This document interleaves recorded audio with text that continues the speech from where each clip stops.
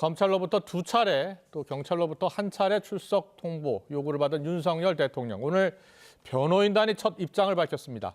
윤 대통령 변호인단은 오늘 처음으로 기자들과 만나서 내란죄가 성립하지 않는다고 주장하면서 윤 대통령이 법정에서 직접 입장을 밝힐 것이라고 했습니다. 취재기자 연결해 알아봅니다. 김다연 기자.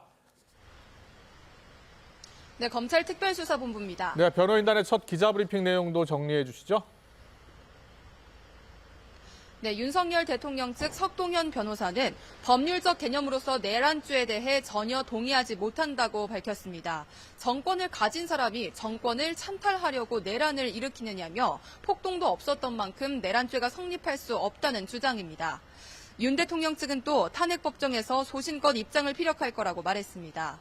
윤 대통령의 변호인단은 아직 완성되지 않은 상태인데요. 아직 선임계 제출은 이루어지지 않았지만 일단 김홍일 전 방통위원장과 윤갑근 변호사가 합류할 예정이고 변호인의 추가 합류 가능성도 있습니다.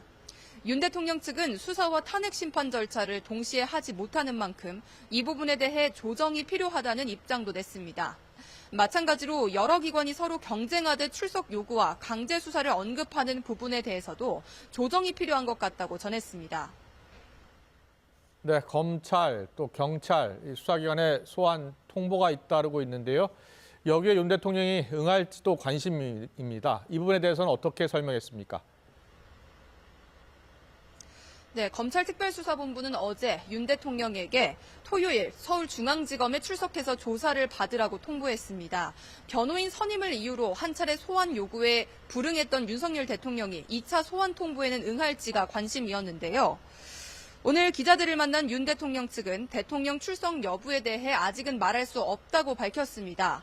수사기관이 부른다고 다 가는 게 법치는 아니라면서도 윤 대통령이 법 절차에 따르겠다는 의지가 확고하다고 전했습니다.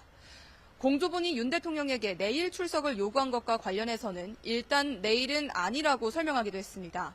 내일 공수처 출석에는 응하지 않겠다는 의사를 밝힌 겁니다. 검찰은 만약 대통령이 재차 소환에 불응할 경우 법원에서 체포영장을 발부받아 신병 확보에 나서는 방안도 검토할 것으로 보입니다. 네, 실제로 계엄을 실행한 군 수뇌부 수사도 한창인데요. 김용현 전 국방장관 구속기한이 연장됐죠? 네, 맞습니다. 김용현 전 국방부 장관의 구속기한은 오는 28일까지로 열흘 더 연장됐습니다. 이에 따라 검찰은 시간을 더 확보해서 김 전 장관 조사를 이어간다는 방침인데요. 계엄 선포 당시 계엄 사령관을 맡았던 박안수 육군참모총장은 구속영장이 발부됐습니다. 오늘 구속 전 피의자 신문이 있었는데 박안수 총장은 이 심사를 포기했습니다. 앞서 어제는 곽종근 특전사령관과 이진우 수방사령관이 증거인멸과 도주 우려가 있다는 이유로 구속됐는데요. 이로써 검찰은 김용현 전 장관과 여인형 방첩사령관 등 계엄 사태 군 핵심 인물의 신병을 모두 확보하게 됐습니다.